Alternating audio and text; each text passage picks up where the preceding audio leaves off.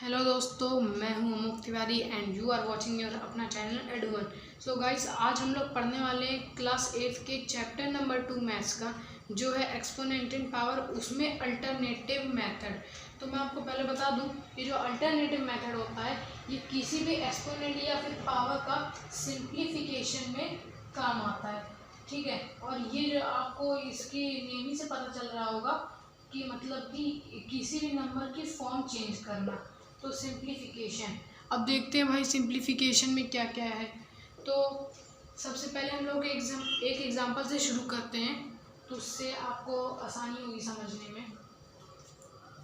Suppose -5 square into 125 square into -5 cube. तो जैसे इसमें आप पहले ही देख रहे हैं कि ये एक्सपोनेंट की फॉर्म में है, तो इसका मतलब है हम लोग को इसकी फॉर्म चेंज करना है, इसके टुकड़े कर देने हैं। तो टुकड़ों करने के लिए जैसे -5 स्क्वायर है, तो इसको हम लोग लिख सकते हैं -5 इंटू -5। ठीक है, फिर उसके बाद 125 को हम लोग लिख सकते हैं 5 इंटू 5 इंटू 5 स्क्वायर। देन -5 को हम लोग ऐसे ही रहने देंगे। ठीक है, फिर उसके बाद जैसे -5 इंटू -5 है, तो इसका हो जाएगा 5 स्क्वायर, क्योंकि -5 इंटू -5 होता है 25, बट ये जो 25 होगा वो पॉजिटिव का होगा, और हम लोग 25 को -5 स्क्वायर की फॉर्म में लिख सकते हैं। इसी वजह से फिर 5 इंटू 5 को हम लोग लिख सकते हैं into 5 raised to power 3 then raised to power 2, then -5 is same। तो अब यहाँ पर देखिए 5 square plus 5 3 2 6 means 5 raised to power 6, sorry here is multiplication now, into -5 cube. ठीक है, तो अब हम जब इसको सॉल्व करेंगे तो हमारा आंसर आ जाएगा 5 बेस हमारा सेम है, और हम लोगों ने लॉज में पढ़ा था कि जब बेस सेम होते हैं तो जो पावर होती है वो प्लस हो जाती है। इस वजह से हो जाएगा 5 raised to power 2 plus 6 into -5 raised to power 3। तो जब हम लोग इसको सॉल्व करेंगे तो हमारा आंसर आ जाएगा 6 + 2 = 8, 5 raised to power 8 into -5 raised to power 3। तो अब इसके बाद क्या होगा, तो जैसा कि आप यहाँ पर देख रहे हैं कि यहाँ पर जो बेस है वो सेम है, बस एक बेस नेगेटिव है और एक बेस पॉजिटिव है। तो हम लोग क्या करेंगे, जब बेस पॉजिटिव नेगेटिव होते हैं बट उनकी जो नंबर होता है वो सेम होता है, तो हम लोग उसकी पावर को माइनस कर देते हैं। तो मतलब कि 5 raised to power 8 - 3, तो हमारा आंसर आ जाएगा 5 raised to power 5। ठीक है, तो इसी तरह से हम लोग एक एग्जांपल और ले लेते हैं। Suppose 4/9 into 2 raised to power -3। तो अब इसको सॉल्व करने के लिए हम लोग क्या करेंगे, अब हम लोग इसको भी मतलब इसकी फॉर्म चेंज करेंगे। बट फॉर्म चेंज करने से पहले आपने पढ़ा है कि जब भी किसी भी नंबर की जो पावर होती है वो जब माइनस में होती है तो फिर वो नंबर डिनोमिनेटर बन जाता है। तो पहले हम लोग इसको सॉल्व करेंगे, तो हमारा हो जाएगा 4/9 इंटू 1/2 raised to power 3।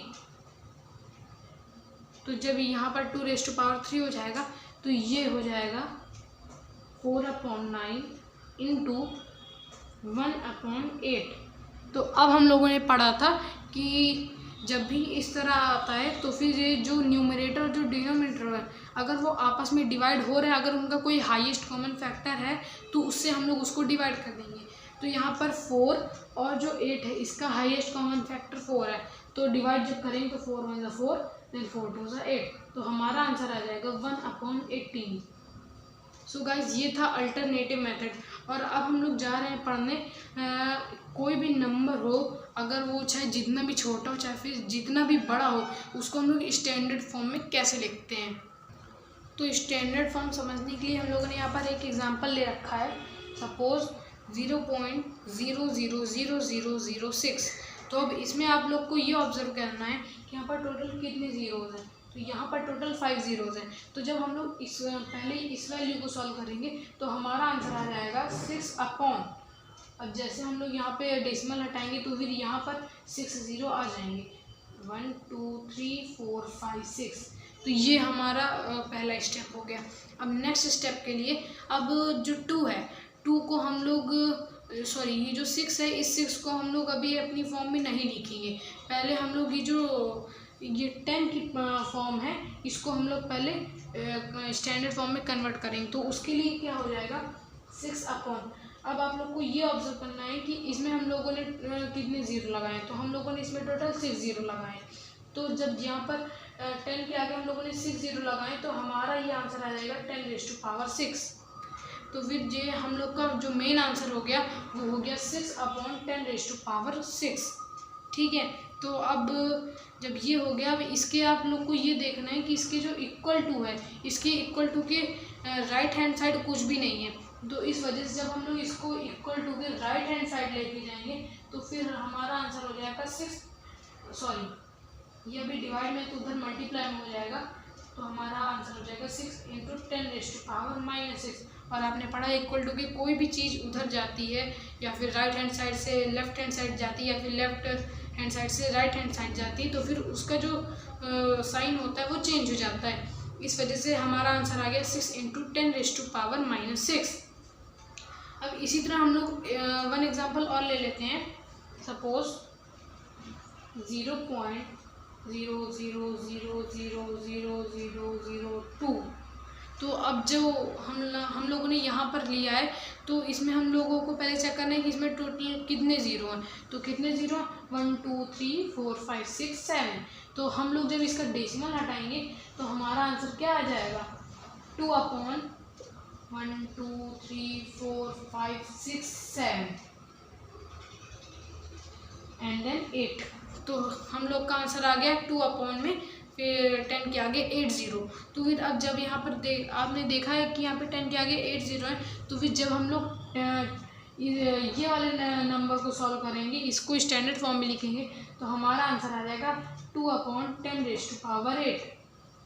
ठीक है। तो अब वही चीज़ इसमें भी आ गई। तो हम लोगों ने पढ़ा था कि हम लोग इसको इक्वल टू के उधर लेके जाएंगे, इस वजह से इसको भी हम लोग उधर लेके जाएंगे।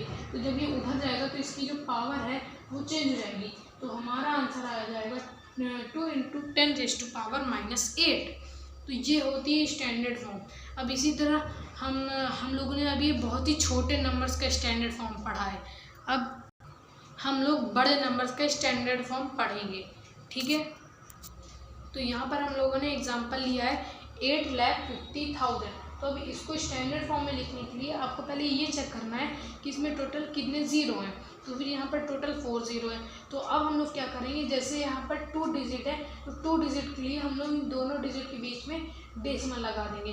तो ये हो जाएगा 8.5। और जब यहाँ पर 8.5 हो जाएगा तो फिर अब यहाँ पर देखिए टोटल कितने डिजिट नहीं, कितने फॉर्म्स आ रही हैं, मतलब कि 1s 10s 100,000 10,000 और 10,000 में टोटल 5 मतलब कि 5 डिजिट्स होती हैं। तो हम लोग क्या करेंगे 8.5 × 10⁵5।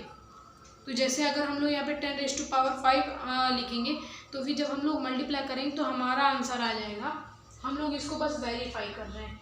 तो 8.5 × 1 2 3 4 5। तो जब हम लोग इससे मल्टीप्लाई करेंगे तो हमारा आंसर आ जाएगा 8,50,000। तो बस यही चीज़। अब इसी तरह हम लोग जैसे 3 डिजिट या फिर 4 डिजिट को ले लेते हैं तो उसको हम लोग कैसे करेंगे, सपोज 65,790। तो अब हम लोग को इसको स्टैंडर्ड फॉर्म में लिखने के लिए हम लोग क्या करेंगे, जैसे यहाँ पर टोटल ज़ीरो को हटा के टोटल कितने डिजिट है 1 2 3 4।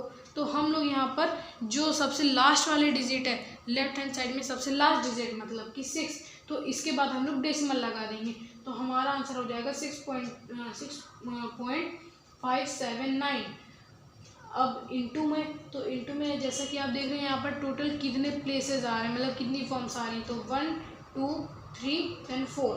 तो यहाँ पर हम लोग जैसे यहाँ पे 4 फॉर्म्स आ रही हैं, 4 प्लेसेस आ रहे हैं, तो यहाँ पर हम लोग 10⁴ कर देंगे, ठीक है। और हम लोग इसमें जो इसकी पावर रहेगी उसको हम लोग माइनस में नहीं रखेंगे, उसको हम लोग पॉजिटिव ही रखेंगे, क्योंकि जब हम लोग पॉजिटिव रखेंगे तभी ये जो वेरीफाई करने में इसका जो आंसर आएगा वो ये आएगा।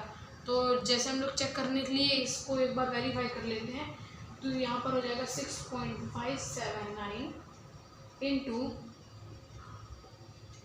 10,000।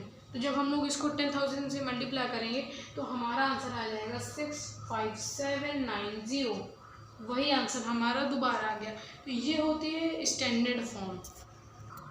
So guys, this was part 2. Thank you for watching my video and don't forget to like, share and subscribe. So very thank you.